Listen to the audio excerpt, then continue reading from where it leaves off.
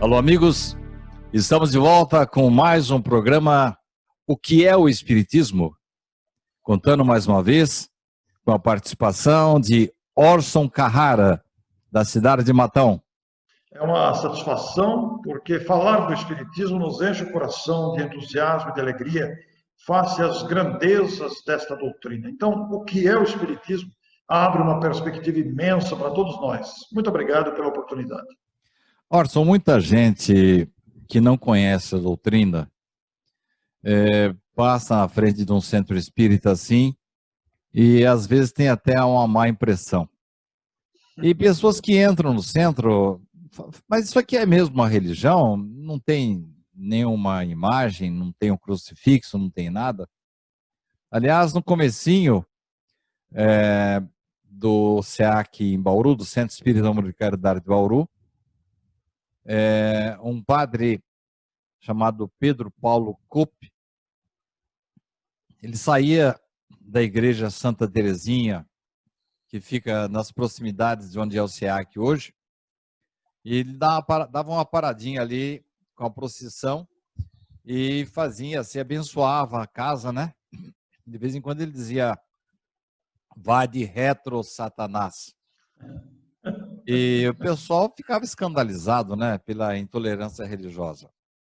Isso é coisa do passado, porquanto eu, por exemplo, moro aqui nos fundos de uma igreja, eu vejo como esse pessoal trabalha e o relacionamento que nós temos com os irmãos católicos, evangélicos, messiânicos, é muito bom.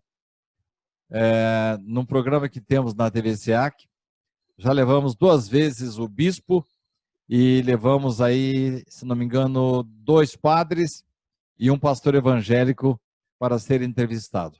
Enfim, hoje não existe mais aquela crença de que o espiritismo seja coisa do diabo. Mas mesmo assim, de vez em quando uma pessoa me pergunta assim, Orson, afinal de contas, o espírito não é coisa do mal?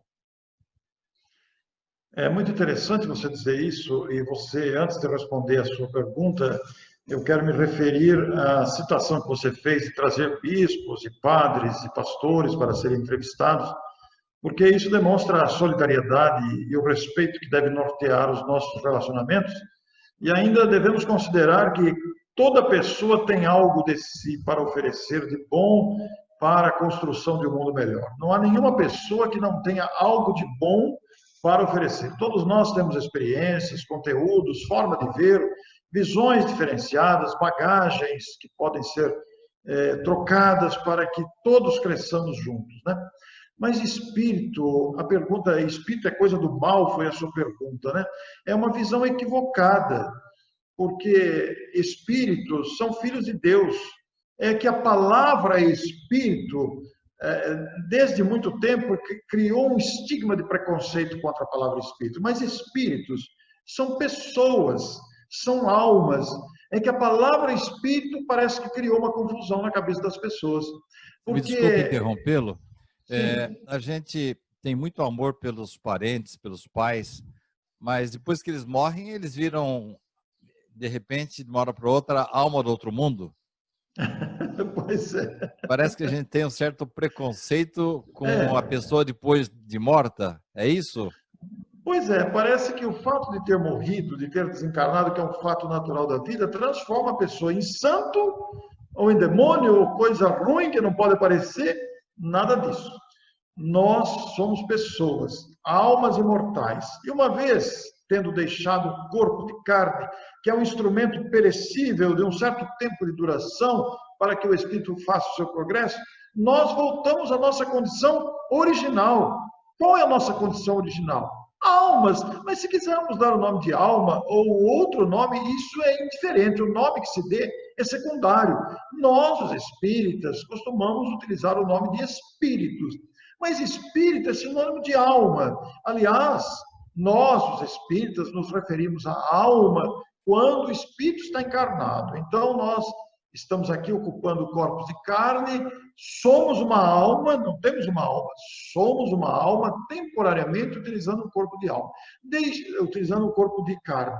Deixando o corpo pelo fenômeno biológico da desencarnação, retornamos à nossa condição original. Qual é a condição original? Espíritos, ou almas, se quiserem também. Apenas uma questão de terminologia, é secundário isso. Mas o fato de morrer não transforma ninguém em santo ou em coisa ruim, em algo ruim, como a pergunta sugere. O fato é que todos continuamos a viver, voltamos à pátria espiritual, à pátria de origem, pessoas com sentimentos, com conhecimento ou ignorância, com bondade, com maldade, com esperteza, com agilidade, com acomodação. Somos o que somos. Por isso que o progresso continua para todos, para nos transformarmos para o bem continuamente. Então, quando se fala em centro espírita, e as pessoas às vezes têm medo, o que vai acontecer lá dentro, ou como é que é lá dentro, que vai aparecer espírito, não vai aparecer nada, lá é apenas um recinto onde se reúnem pessoas interessadas em aprender, em estudar e praticar o espiritismo. E a prática espírita qual é? Falar com o espírito? Não! A prática espírita é a vivência da moral evangélica, a moral de Jesus. Esta é a religião espírita. Ocorre que nesta prática espírita está incluída também a comunicação com os espíritos, que não é coisa do outro mundo. São seres que se comunicam. E a comunicação dos espíritos também não é exclusividade, não é privilégio, não é invenção do espiritismo. Os nossos irmãos umbandistas e outras crenças também praticam a comunicação dos espíritos. O que acontece aqui no espiritismo, nós temos todo um corpo doutrinário didático para disciplinar isso e nos orientar como proceder. É a única diferença. Mas almas somos todos nós, independente da crença, do estado civil, do estado social, do país, da nacionalidade, da idade, do sexo. Todos nós somos almas, ou espíritos, se quisermos. Você falou de uma forma que parece que é bem entendível, orientando-nos, lembrando-nos que nós podemos considerar aqui a Terra como um local de aprendizado, uma escola, às vezes até uma prisão, um hospital, um pronto-socorro, menos o nosso lar, é isso? A nossa vida verdadeira é além desta vida, Orson? A vida verdadeira, a existência, a vida única é a vida do espírito. A vida material é uma vida secundária, não é a vida principal, até porque nós vivemos várias vidas, várias existências, melhor dizendo. A vida é uma só, mas nós vivemos várias existências ocupando corpos de carne, em épocas diferentes, em lugares diferentes, em famílias que podem ser as mesmas ou não, em planetas diferentes, mas a vida principal é a vida do espírito, a vida da alma. Esta é imortal. Uma vez criada, viverá para sempre. Algumas pessoas se assustam com essa afirmação, mas como vou viver para sempre? Mas quanto mais você vive, mais você aprende. Quanto mais você aprende, mais você adquire experiência. Quanto mais você adquire experiência, mais felicidade você conquista, porque você aprende a viver. E aprendendo a viver, você evita as tolices. Tolices variadas das ilusões, tolices variadas dos apegos, dos sentimentos que nos prejudicam o bem-estar. Então, a vida principal é do espírito, mas o espírito, para adquirir essa consciência, essa felicidade, precisa da experiência carnal, porque é aqui que nós aprendemos, é aqui que nós adquirimos a experiência. Orson, muita gente me pergunta qual o tempo de vida de um espírito. É igual ao do nosso corpo? O corpo tem um tempo de vida absolutamente limitado. Nós vemos todo dia nascer pessoas, os bebês que aí estão chegando, nascendo, nascem milhares de crianças todos os dias, como igualmente morrem ou desencarnam, na terminologia espírita, milhares de pessoas. Nós estamos vendo na pandemia aí o número de desencarnações coletivas, mas independente da pandemia, diariamente morrem milhares de pessoas no planeta, de infarto, de acidente, de razões variadas, de doenças terminais, etc. e tal. Mas esse tempo de vida física é variado. Existem pessoas que nascem, vivem dias, horas, meses. Outros vivem até a juventude, outros morrem na infância, outros morrem na vida adulta e outros passam dos 100 anos, uma longevidade considerada. Mas, por mais longa que seja a vida do corpo, materialmente falando, ela não se equivale, não se compara à vida do espírito. A vida do espírito é imortal, é para sempre. Uma vez criado o espírito, ele vai viver para sempre, cada vez mais adquirindo experiência, trabalhando para se tornar perfeito, ainda que relativamente, já que ninguém alcança Deus. Então, o tempo de vida do espírito é para sempre. O tempo de vida do corpo é temporário. O espírito se ocupa de corpos temporários, com tempo de vida limitado. Orson, eu notei que na pergunta anterior, você se referiu várias vezes com sentidos diferentes para espírito e alma. Há alguma diferença? Se nós considerarmos o que é o espiritismo, o que é a razão do programa, como é que o espiritismo encara isso, nós vamos dizer: a alma é o espírito encarnado, ocupando um corpo de carne. Espírito é aquele que está desembaraçado do corpo. O espírito existe antes, durante e após o corpo. Antes ele está desencarnado. Quando ele encarna, ele não deixa de ser espírito, mas ele ocupa um corpo de carne. E aí nós mudamos a terminologia. Alma está encarnado, sem deixar de ser espírito. E desencarnado o corpo, morto o corpo, ele retorna à condição original de espírito.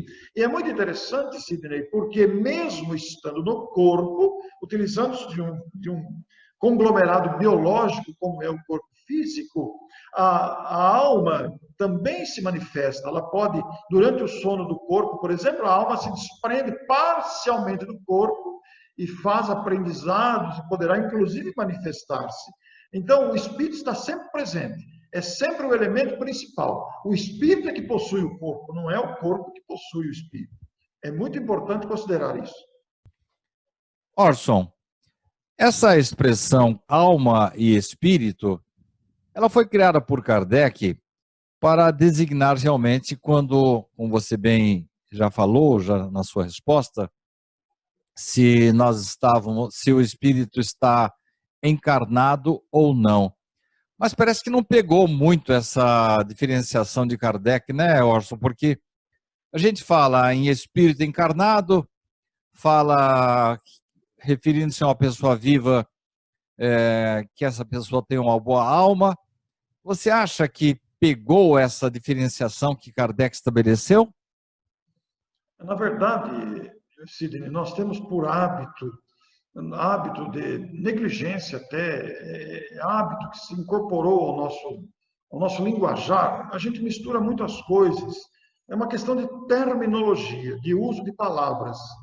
E a gente fica descuidado e acaba dizendo. Você quer ver outro exemplo? A gente fala que o espírito é eterno. O espírito não é eterno, o espírito é imortal. Eterno só Deus. Deus sempre existiu. É outra questão que continuaremos depois em outro programa.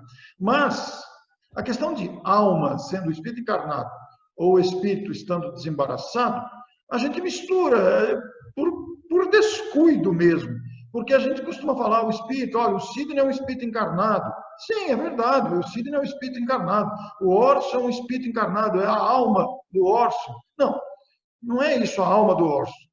O Orson é um espírito que está ocupando um corpo com a personalidade de Orson. E o Sidney é um espírito que agora está com a personalidade de Sidney. Mas é uma questão de terminologia. É que a gente é descuidado, é negligente com isso, porque na verdade está bem explicado lá por Kardec. Os textos são muito claros. É que a gente é descuidado no uso da terminologia. Mas isso não prejudica o conjunto, né, Sidney? Apesar do descuido, apesar de, em muitos casos, a gente inadvertidamente usar uma expressão ou outra com desacerto até, mas isso não prejudica o conjunto. Orson, nós temos um capítulo a tratar na doutrina espírita, é um capítulo que eu gosto de abordar, é o relacionado com os espíritos protetores. E eu noto que muitos irmãos de outras filosofias e religiões têm o mesmo princípio, né? Eu me lembro, eu era pequeno ainda, minha mãe costumava mostrar um quadro de uma criança atravessando uma ponte, duas criancinhas, e um anjo protetor com asas acompanhando-as. A princípio, eu achava que isso era coisa somente das religiões tradicionais, ortodoxas, mas depois, conhecendo a doutrina, eu vejo que é uma das coisas mais extraordinárias que Deus fez conosco. Olha só, ele designar uma pessoa, um espírito que é superior a mim, para cuidar de mim. Ele me conhece antes de eu nascer, ele prossegue comigo durante a minha vida, depois me acompanha na outra vida, enfim. Parece que ele foi escalado para cuidar de mim durante uns tempos aí, né? E às vezes por longo tempo. A pergunta é a seguinte: o meu anjo protetor é um espírito também? Sim, é um espírito protetor, é um espírito que também está fazendo a sua caminhada, mas ele é superior. O espírito protetor é superior, com mais experiência do que o protegido. É um espírito que já se libertou das tolices a que nós nos prendemos. É um espírito que já está na fase da sabedoria. Então, ele é designado para proteger o nosso caminho. Como você bem disse, normalmente ele já nos conhece há muito tempo, acompanha a nossa trajetória ou foi designado para determinadas tarefas específicas, acompanha o planejamento da nossa reencarnação, principalmente na fase infantil, em que a criança está mais exposta a perigos que podem ser mortais, ele está sempre muito presente. Depois, conforme a nossa evolução na vida física, que vamos amadurecendo, ele não precisa estar presente a todo instante, ele não está colado em você, mas ele acompanha a sua trajetória. E basta, ele sabe o que está acontecendo conosco, embora não esteja ali colado em nós. Ele não fica ali acompanhando o protegido a todo instante, fala, faça isso, babá, vem, né? Aqui. Pois é, não é uma babá. Não precisamos mais de babá. Já sabemos andar com as próprias pernas, tomar decisões, mas nós temos uma conexão muito íntima, muito direta com esse espírito, que é capaz de perceber um grande perigo que estamos passando, ou que vamos passar, e se fazer presente imediatamente, dada a sua evolução, que é muito superior. Existe, ele é um espírito como nós, mas é um espírito mais experiente, mais amadurecido. Mas tem um detalhe nessa história, viu, Sidney? Ele não tem asas, não. As asas... As asas são fruto da imaginação humana para tentar, para tentar explicar esses seres que volitam, que era uma tentativa de explicação, né? Isso é imaginação humana, não tem asas, o espírito não precisa de asas. Você foi cruel agora, que você destruiu aí uma ilusão. Uma ilusão, uma fantasia que eu tinha desde pequeno, viu? Não tem asa. Orson, eu sou muito acompanhado por minha mãe. Sim, que bom, né? Sonho com ela. Sonha sempre com ela? Isso, tenho contatos com ela, de vez em quando ela me puxa a orelha. Mas, Orson, minha mãe provavelmente, quando está para acontecer alguma coisa assim, não muito agradável comigo, eu estava lendo, inclusive, antes de deitar ontem, sobre as balas perdidas, né? Então, Kardec diz, não, quando a bala parte, não tem jeito. Mas pode inspirar você para não ir até o local, fazer uma curva, encontrar outro caminho, né? Enfim, outras maneiras. Orson, quando minha mãe quer me proteger, e ela deve ainda ter dó, né? Quando está para acontecer alguma coisa desagradável comigo, como é que fica, Orson? Minha mãe quer me proteger. E eu imagino que meu espírito protetor diga assim, não, deixa o menino crescer, deixa ele... Como que é isso, Orson?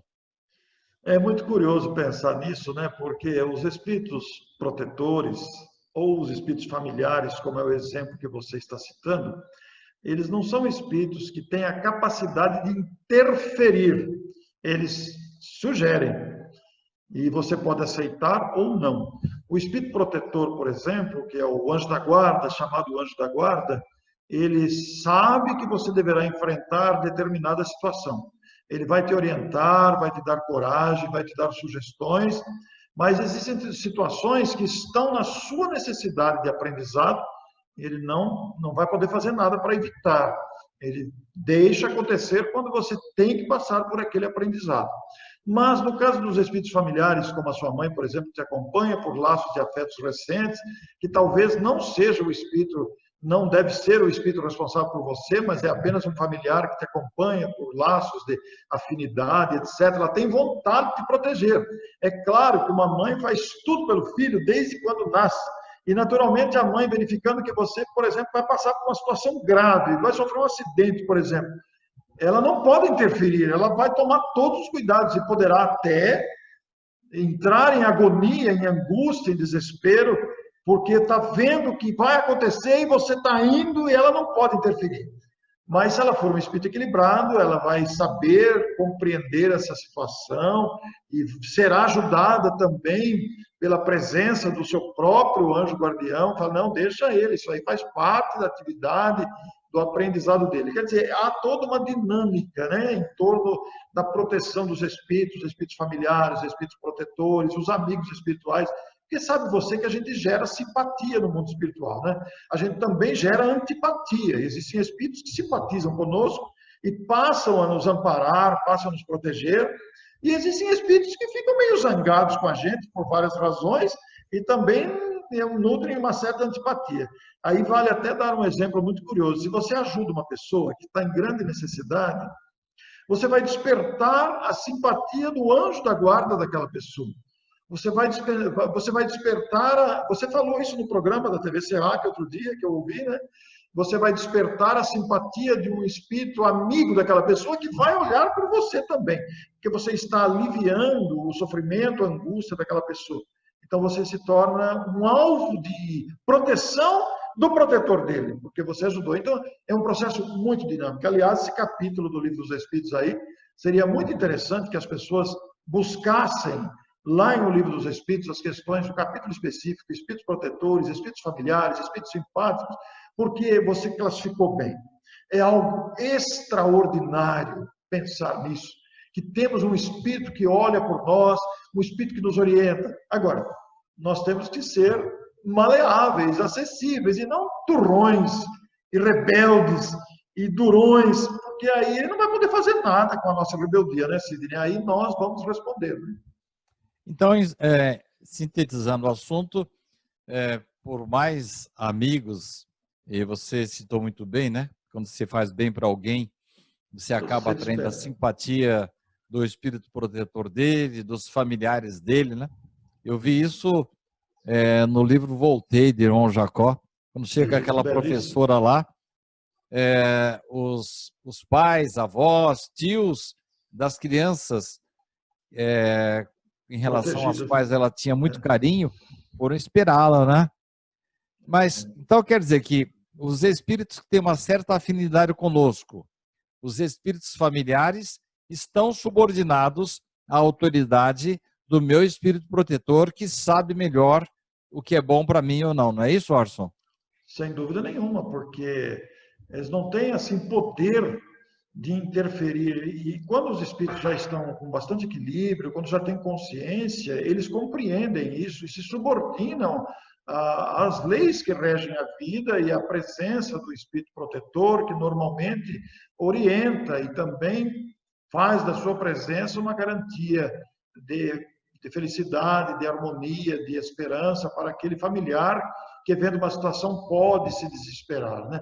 Mas é muito importante a gente pensar nisso, né, Sidney? Porque estamos todos envolvidos por muita proteção dos espíritos, somos todos muito amados, somos criaturas acompanhadas cuidadosamente pela proteção dos espíritos. A nossa rebeldia causa impedimentos para nos ajudar. Nós criamos obstáculos de ajuda, são criações nossas, com a nossa rebeldia. Mas nem por isso deixamos de ser ajudados, porque eles compreendem que ainda estamos numa certa infância de maturidade, né? Ainda agimos por instinto, agimos precipitadamente, nem sempre sabemos compreender as circunstâncias educativas. Orson, para encerrar o programa de hoje, eu vou pedir que você seja breve na resposta, que nosso tempo está acabando. Afinal de contas, o Espiritismo aceita os princípios cristãos? Aceita, e adota os princípios cristãos, de onde formam a sua base moralizante. O Espiritismo adota a moral de Jesus como o seu princípio ou os seus princípios norteadores de toda a sua prática. O Espiritismo nos convida à renovação moral, o Espiritismo nos convida à prática do bem, ao exercício da caridade, à busca incessante das virtudes. Portanto, os princípios cristãos que estão exarados lá na Boa Nova, no Evangelho de Jesus, são absolutamente incorporados à prática e ao ideal espírita. E o respeito que temos pelo Espírito mais perfeito que passou pela Terra, que é Jesus, né, Orson? Não tenha dúvida, o Espiritismo apresenta Jesus como modelo e guia. E este parâmetro deve nortear a nossa noção, a nossa escalada evolutiva, deve ser o princípio maior que deve nortear as nossas ações. Jesus é o modelo e guia da humanidade. Jesus é a alma. Tanto é que Allan Kardec chegou a proferir, a afirmar, durante uma sua palestra aos espíritas de seu tempo, que a caridade, isso está na Revista Espírita de dezembro de 1868, a caridade é a alma do espiritismo. E esta frase, Sidney, me saltou à consciência. Imagine você, a caridade é a alma do espiritismo, quer dizer, é o combustível, é o motor do espiritismo. Caridade que foi apresentada e vivida em toda a sua plenitude por Jesus face às misérias humanas. Muito obrigado, Orson, pela sua participação. E você, meu caro espectador, muito agradecido por estar conosco mais uma vez. E na próxima semana estaremos de volta com mais um programa O que é o Espiritismo? Muito obrigado.